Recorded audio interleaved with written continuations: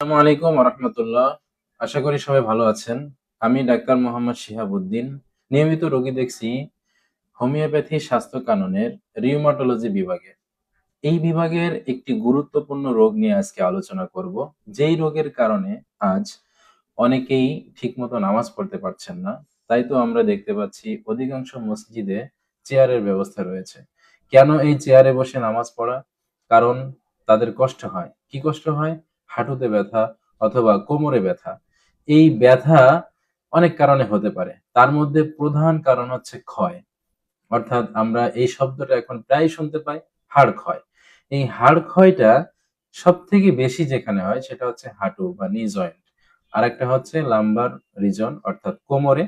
আরেকটি কিছু জায়গা ক্ষেত্রে বোঝা যায় যে ঘাড়। ঠিক আছে? Cervical reason. তো এই ৩ টা জায়গায় বেশিরভাগ ক্ষয় দেখতে পাচ্ছি আমরা। তো আজকে আমি নি জয়েন্টে যে ক্ষয় সেটা আমি দেখাবো। যেমন আমাদের হাতে রয়েছে একটি নি জয়েন্ট মডেল।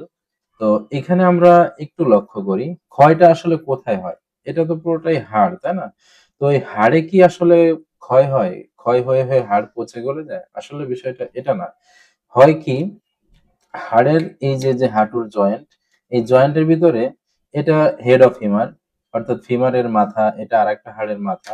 ২ হাড় যেখানে মিলিত হয় সন্ধিস্থল, এটাকেই মূলত জয়েন্ট বলে। এই জয়েন্টে থাকে কার্টিলেজ। এই যে দেখেন সবুজ অঙ্ক যে একটা অংশ, নরম তুলতুলে একটা হাড়। এই নরম হাড়কেই বলা হয় কার্টিলেজ অর্থাৎ জয়েন্টের মাঝখানে থাকে। প্রত্যেকটা আমাদের এই যে রিস্টের মাঝখানে, ফিঙ্গারের যে জয়েন্ট গুলো আছে, আমাদের মেরুদণ্ডের যে হাড়গুলো আছে, ডিস্কের মাঝখানেও কার্টিলেজ বসানো আছে।